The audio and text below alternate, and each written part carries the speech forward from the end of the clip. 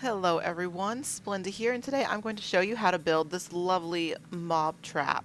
Now, as you can see, mine I have built into the side of this mountain, or right through the middle of this mountain, which, I think it makes it a little easier. That way you're not having to build up the sides, you use less material. All you have to do is just dig straight down through. So, I think that's, and of course, be careful, always be careful when digging down. I would suggest dig in kind of like a spiral stairway kind of thing. Um, like this, for instance. Dig kind of like that first, and just dig your way the whole way down, kind of in a spiral pattern. And then once you've gotten as deep as you want to go, head back up and just dig straight down from there. That way you know there's nothing below you that's going to hurt you and everything is safe. Alright, and make sure you bring ladders, of course, so you can build your way back up or have some sort of plan, because you'll need to have a way to get back up to the main part. And normally what I'll do when I'm building one of these is I'll just bring like dirt with me or something, and I'll stack dirt underneath me while jumping. Because dirt's really easy to destroy, and you can do it with your hand. You don't have to use a shovel. Alright, so let's go ahead and get started with this. Now I have schematics made up, and the download for that will be in the description if you'd like to download those, so you can have blueprints you can pull up and you don't have to really have the video playing while you're building. Alright, so let's light this place up a little bit first.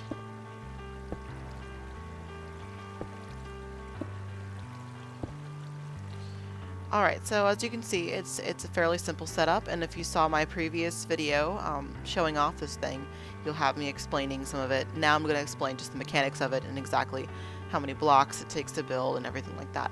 Alright, so you want to start off with a perimeter that is 2 blocks. And then there's a reason why I made this into wool instead of the smooth stone. This way, if I ever did do a tutorial, it'd be easier to point out.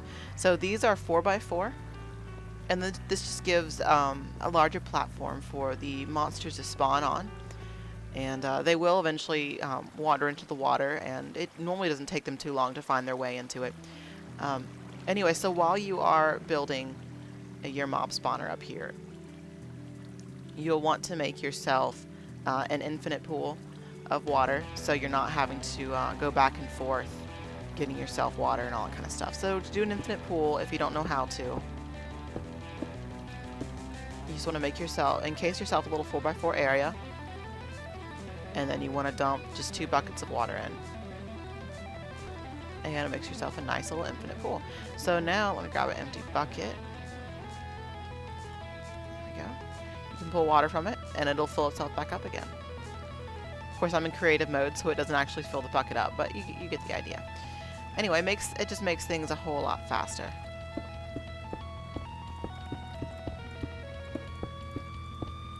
Alright, now when you're making this, if you do the structure exactly like I'm saying to do it, then you should be fine. Now, in between the 4x4 squares, it's 1, 2, 3, 4, 5, 6, 7, 8, 9, 10. There are 10 in between each one. Oops, and then a hole in the floor. So yeah, you don't necessarily have to have this space up here. I just did because I know I was going to be in here a lot doing tutorials and stuff, and I wanted to be able to put lights further up in the ceiling so they're not in my face while I'm trying to fly around. So, it can just be the 3 high. I mean, it could be 2 high even, because you really don't want Endermen spawning in here, actually. And that way you're not having to use as much material to build it either. So you can make it 2 high. It's just enough room for your normal mobs to spawn in here, and not the Endermen. Because Endermen will start poking holes and everything. They'll go and they'll remove blocks and stuff, and that's not good. Alright, so in the middle, you're going to want to leave yourself a 4x4 area, and that's the area you're going to want to dig out to begin with. That way you can get in and out of the spawner easily. And it has to be 4x4 because spiders will not fall down a hole that's any smaller than that. Alright, So let's go ahead and move on to the quit poking holes and everything.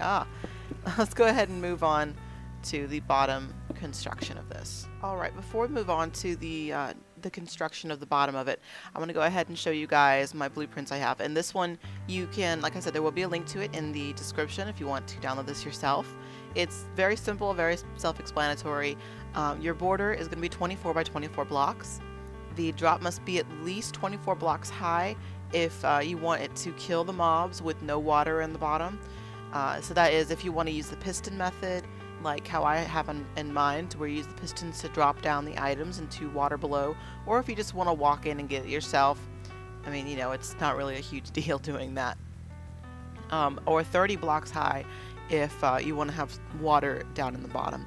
Now, if the water is shallow enough, then it won't matter if it's 30 blocks or not, but I like to do it just in case, because you'll have some that, you know, this is just to make sure they are deceased when you go in there to get their items. Or if you want to do experience, what you can if you want it to be an experience farm more than anything else, then you can make your mob trap a little bit shorter. That way, whenever they fall, they take most of the damage, but it doesn't kill them. So that way you can just kind of punch them and they drop over dead and you get experience from it. But with this new update that I don't know when, but hopefully Mojang will be releasing shortly, one of the things they've added in that was in a previous snapshot is you can get experience from mining. So you mine coal, you get experience. So experience is not going to be quite as hard to get your hands on, which is pretty awesome. Anyway, that's why I say you can use this mostly for getting items.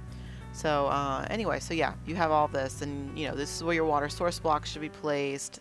This is the drop zone in the middle. This is all your pretty water, you know, whatever. Alright, and now for this bottom section here, I'm just going to show you how it is now, and I'm going to destroy it and just rebuild it. That's the easiest way, really, to explain how this is done. At least for me it is. Alright. So, how are you going to do this? You want the stone to always be on either the right or the left side, however you're going to do this. We're going to go ahead and do it on the right. So, facing this way, it's going to be on the right. Facing this way, it's going to be on the right. Facing this way, right. Facing this way, right. Right? Right. Alright. There's thunder. It's raining. It's always raining in this biome. Okay. Now it's going to place it up. You want to put a sticky piston behind each one. Just like this.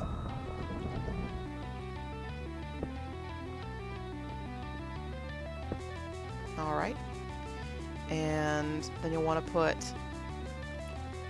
a repeater. I think I'm building this backwards. I think I had them on the left before. But you want to put a repeater on the left side of each one, facing or going into the piston. Just like that. And then you'll want to just kind of wire everything up. I'm sure there's a more elegant way to go about doing this, but you know, whatever. This works. It's efficient. And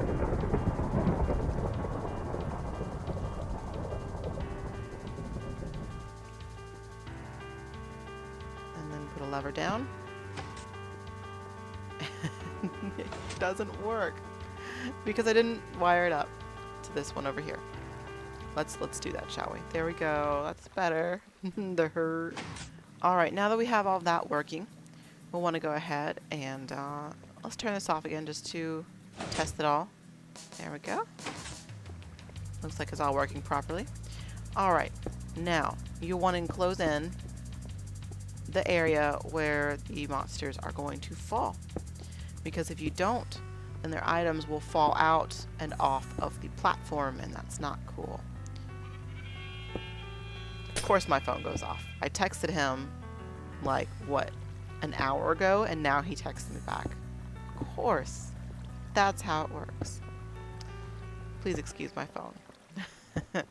Alright, so you want to enclose this because if not, then when they die, their items will fall off the platform sometimes, and that's not cool. Because then you got to come in here and retrieve them, and that's not nearly as awesome as getting them from the area below. Now, as far as the area below goes, let's go ahead and check that out. As you can see, it's from here, it's a pretty simple setup. You just want to dig yourself a trench and then fill it with water, basically. And I have it, put it there. It's just 4x4, so it matches perfectly up with the stone up there. As you can see, I actually originally had a little bit larger because I tried a couple different designs before I came up with one that I really liked. So you want to have your trench going down on one side, and then your source block and your 4x4 from the opposite. That way everything's flowing kind of in the same direction. That way no matter where the items land, they always get swept out this way. And just dig yourself a trench that's long enough to get yourself out from underneath the thing, and dig one deep hole right there. And I just put some steps just to make it easier. It's purely aesthetic. But then again, this whole kind of thing is purely aesthetic. Alright, so anyway, I hope you found this insightful. If you have any other suggestions for anything, any other tutorials you'd like for me to make of anything in my world, let me know in the comments below. And check out the Minecraft Specials section or playlist I have listed on my channel in my featured playlist section for other fun tutorials and things that I've shown off that I've made. Not for that yet. That I'm still working on. But anyway, I hope you enjoyed, and I will see you guys next time.